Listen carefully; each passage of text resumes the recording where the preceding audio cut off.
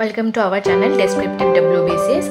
আজকে আমরা যেটা দেখবো, আজকে আমরা যে বিভিন্ন মেথড আছে ন্যাশনাল ইনকাম ক্যালকুলেট করা, that is GDP, GNP, NDP এবং এনএনপির মধ্যে পার্থক্য বা ডিফারেন্সেস। তো এক্ষেত্রে আমরা প্রথম দেখব যে কে best.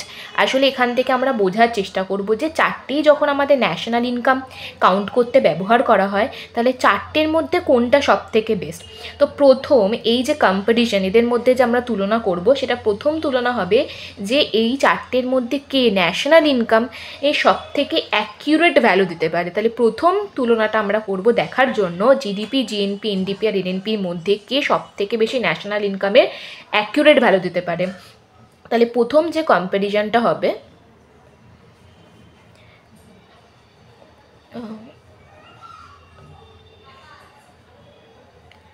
Most accurate value of national income. তো এক্ষেত্রে আমরা অলরেডি এগুলো সম্বন্ধে ডিটেলসে পড়েছি। আজকে শুধুমাত্র আমরা কনক্লুড করব ডেফিনেশনগুলো দিয়ে, তাহলেই আমরা বুঝে যাব। তো আমি যদি জিডিপিকে ধরি নাম্বার 1, তা জিডিপি এক্স্যাক্টলি কি?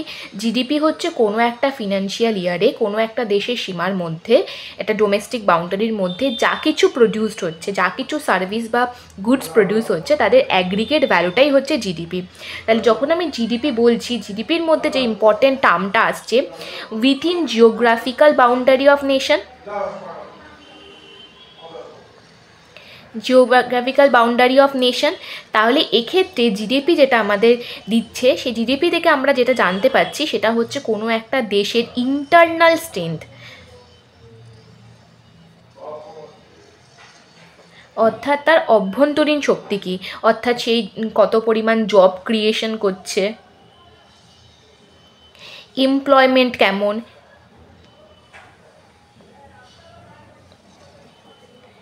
এগুলো কিন্তু আমরা জিডিপি গ্রোথ থেকে জানতে পারি। জিডিপি গ্রোথ কত হচ্ছে, আর জিডিপি গ্রোথই মানে আমরা যেটাকে ইকোনমিক গ্রোথ হিসেবেও ধরতে পারি। আমরা জেনারেলি জানি যে আমাদের দেশের ইকোনমিক গ্রোথ বোঝার জন্য আমরা জিডিপি পার্সেন্টেজ বা জিডিপি গ্রোথটা দেখি। তাহলে আমরা জিডিপি থেকে বুঝতে পারছি, জিডিপি থেকে আমরা কোনো একটা দেশের ইন্টারনাল স্ট্রেংথ সম্বন্ধে জানতে পারছি। এবার যদি আমি জিএনপি দেখি, গ্রস ন্যাশনাল প্রোডাক্ট, জিএনপির ক্ষেত্রে কী হয়, এখানে আমরা যে প্রোডাক্টস বা সার্ভিসগুলো ক্রিয়েট হয় সেটা ইন্ডিয়ার ভিতরে হোক বা বাইরে হোক, ইন্ডিয়ার ন্যাশনালস অর্থাৎ ভারতীয় বংশোদ্ভূত বা ভারতীয় হলেই তাদের টোটাল অ্যাগ্রিগেট যে গুডস অ্যান্ড সার্ভিস প্রডিউস হচ্ছে তার ভ্যালুটাই জিএনপি বলছে। তাহলে এক্ষেত্রে আমরা দেখতে পাচ্ছি এটা তাহলে কোনো দেশের অভ্যন্তরীণ সীমা দ্বারা রেস্ট্রিক্টেড নয়, এটা যে কোনো ইন্ডিয়ান ন্যাশনাল, ভারতীয়রা যে জায়গাতেই থাকুক না কেন সারা পৃথিবী, তারা যে ভ্যালুজ, যারা যে গুডস অ্যান্ড সার্ভিস প্রডিউস করছে তাদের অ্যাগ্রিগেট ভ্যালুজটাকে আমরা জিএনপি বলি। এগুলো অলরেডি আগের ভিডিওতে কভার করা আছে, তোমরা সেখান থেকে দেখলে আরও ভালো করে কনসেপ্ট ক্লিয়ার হয়ে যাবে। তাহলে এক্ষেত্রে আমরা বুঝতে পারছি জিএনপি আমাদের দেশের ইন্টারনাল স্ট্রেংথের সাথে সাথে আমাদের এক্সটার্নাল স্ট্রেংথটাকেও বোঝাচ্ছে, যে আমাদের ভিতরে দেশের ইকোনমিক গ্রোথ বা যে স্ট্রেংথ রয়েছে, যেমন জিডিপি, যেটা অলরেডি আমরা দেশের মধ্যে যে সমস্ত প্রোডাক্ট বা সার্ভিস তৈরি হচ্ছে সেগুলো তো ধরছি, তাছাড়াও বাইরেও, দেশের বাইরেও ভারতীয়দের দ্বারা যেগুলো তৈরি হচ্ছে সেগুলোও ধরছি। তাহলে এক্ষেত্রে আমরা জিএনপি থেকে যেটা বুঝতে পারি, যে আমরা অন্য কোনো দেশের উপর কতটা নির্ভরশীল, না কোনো একটা বিদেশ, ফরেন যে কান্ট্রি রয়েছে বা বিদেশ যে আছে তারা আমাদের উপর কতটা নির্ভরশীল, সেখান থেকে একটা আইডিয়া আসে। এবার আমরা যদি এনডিপি দেখি, এনডিপি মানে কি? এনডিপি মানে আমরা জানি যে জিডিপি থেকে যদি আমি ডেপ্রিসিয়েশন তাকে মাইনাস দিই তাহলে আমি এনডিপি পাবো। আর ডেপ্রিসিয়েশন কিসের সাথে যুক্ত হয়? যে সমস্ত যন্ত্র বা যে সমস্ত ফিক্সড অ্যাসেটস আর ক্যাপিটালস আমরা ব্যবহার করছি, যন্ত্র বা যেগুলো সময়ের সঙ্গে সঙ্গে যার কার্যক্ষমতা বা এফিসিয়েন্সি কমে সেগুলোর সাথে। এবার একটা দেশের কার্যক্ষমতা বা কোনো একটা মেশিন ভালো কাজ করবে কি কাজ করবে না, এটা নির্ভর করে অবভিয়াসলি রিসার্চ অ্যান্ড ডেভেলপমেন্টের উপর। ভালো রিসার্চ, ভালো ডেভেলপমেন্ট হলে, ভালো যন্ত্রাংশ যেগুলো ডেপ্রিসিয়েশন খুব কম হচ্ছে, তাহলে ডেপ্রিসিয়েশন ভ্যালুজও কম হবে, সেক্ষেত্রে এনডিপিও ঠিকঠাক থাকবে বা কম হবে। তো এটা নির্ভর করছে রিসার্চ অ্যান্ড ডেভেলপমেন্টের জন্য। তাহলে এনডিপিকে থেকে আমরা কি জানতে পারি? এফিসিয়েন্সি, এটা জানতে পারি। এফিসিয়েন্সি, একটা ইকোনমির এফিসিয়েন্সিটা আমরা বুঝতে পারি। এটা আমরা বুঝতে পারি যে এফিসিয়েন্সিটা ইনক্রিজ করছে না ডিক্রিজ করছে।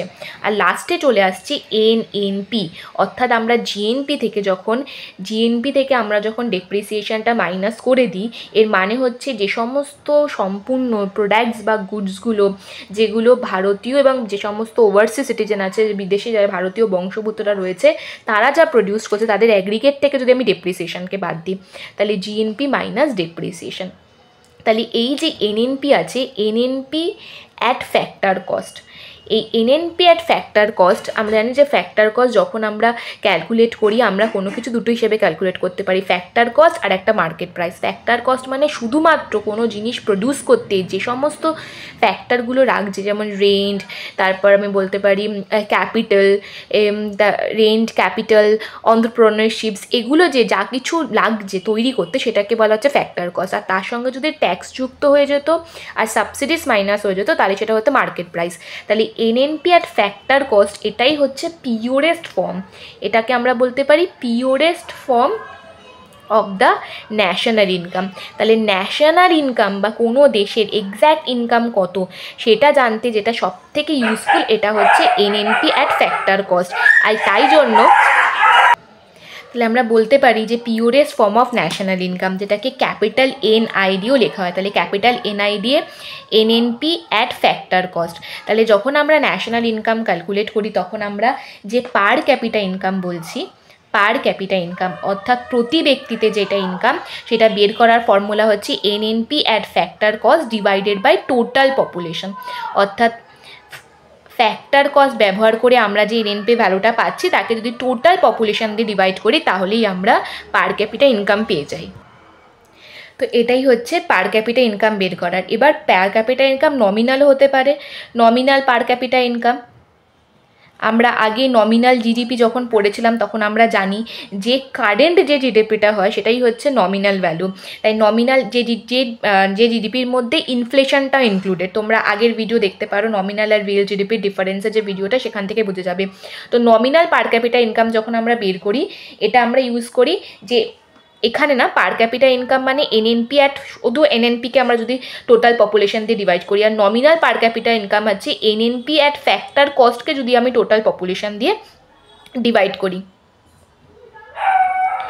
আর যখন আমি রিয়েল বলি, রিয়েল পার ক্যাপিটা ইনকাম, যে রিয়েল পার ক্যাপিটাল ইনকামে আমরা ইনফ্লেশনটা কনসিডার করি না, যে সবসময় আমার যে রিয়েল ভ্যালুটা হয় নমিনাল ভ্যালুর থেকে কম হয়, জিডিপির থেকেও তাই, কারণ নমিনাল ভ্যালু যেটা কারেন্ট প্রাইস বলছে, ওর মধ্যে ইনফ্লেশন ইনক্লুড থাকে মুদ্রাস্ফীতিতে, কিন্তু রিয়েলে সেটা থাকে না। তো এক্ষেত্রেও সেম হবে যে NNP at factor cost by total population, এটার থেকে যদি আমি, তো এখান থেকে আমি যদি এর থেকে ইনফ্লেশনটা মাইনাস করি, ইনফ্লেশনটা অ্যাডজাস্ট করি বেস ইয়ার পর্যন্ত, তাহলে যেটা আমি পাবো সেটা পাবো রিয়েল পার ক্যাপিটা ইনকাম।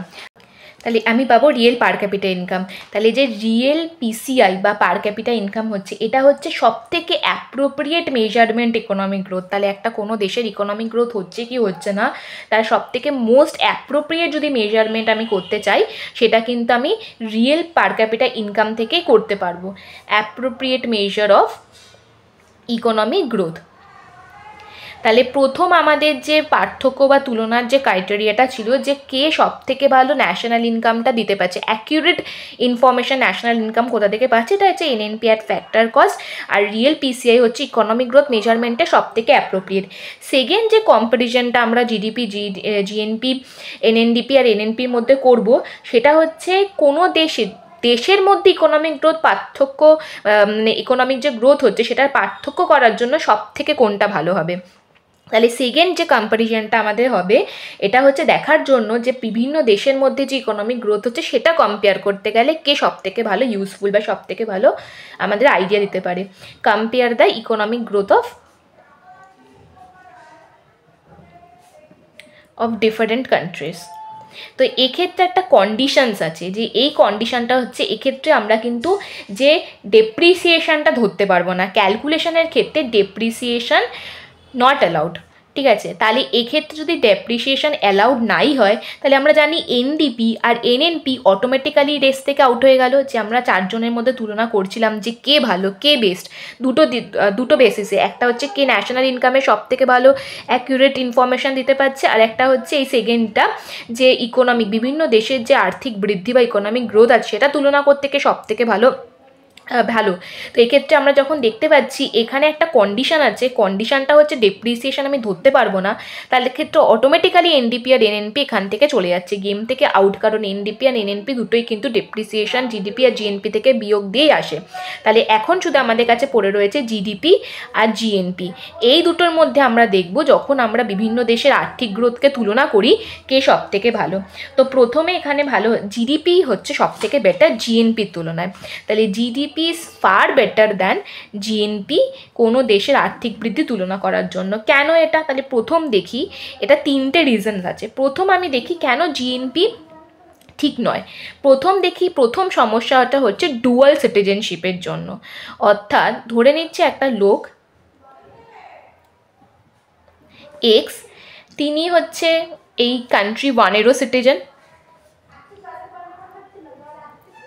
আর তিনি কান্ট্রি টুও সিটিজেন, আর সে থাকে অন্য একটা কান্ট্রিতে, কান্ট্রি 3।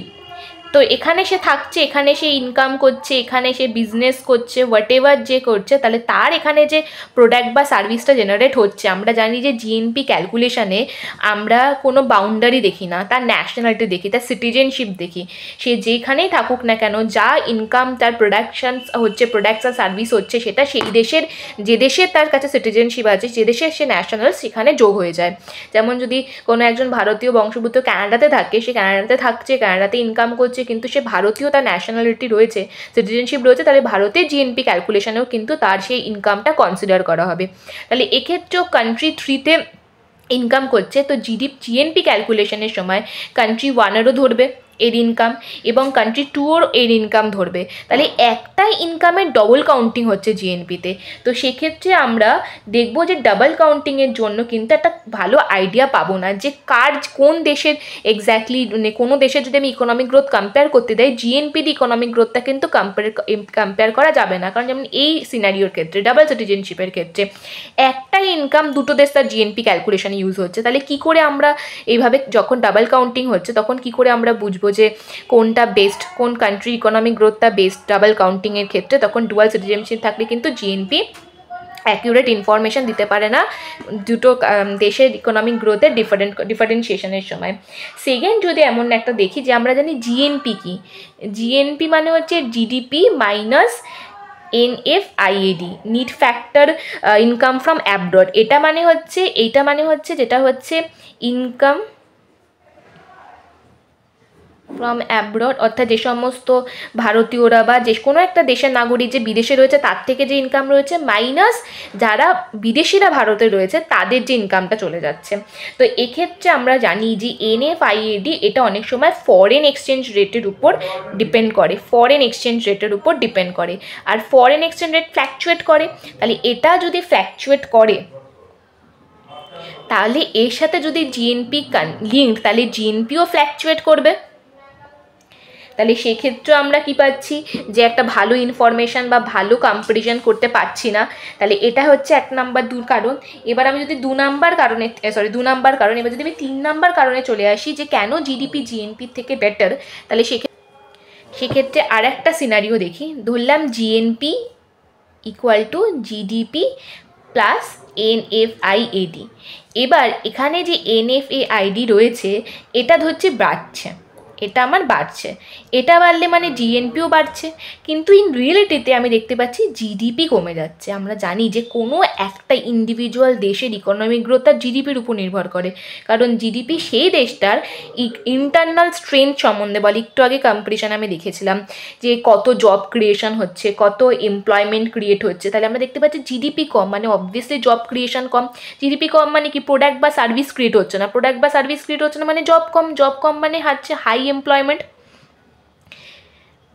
বেরোজগারি বেশি, কিন্তু তা সত্ত্বেও এখানে জিএনপি বেড়ে যাচ্ছে। তাহলে আমি যদি কোনো একটা দেশের জিএনপি নিই আর অন্য কোনো দেশের জিএনপির সাথে তুলনা করি, তাহলে কোনোভাবে একটা ক্ল্যারিটি পাওয়া যাবে না। যেখানে ভিতরে হচ্ছে সেই দেশটার ইকোনমিক গ্রোথ কম, জব ক্রিয়েশন কম, আনএমপ্লয়মেন্ট বেশি, কিন্তু যখন জিএনপি বেশি তাহলে ভাববো যে সেই দেশের ইকোনমিক গ্রোথ অন্য দেশের তুলনায় বেশি, কিন্তু বাস্তবে কী হচ্ছে সেটা নয়।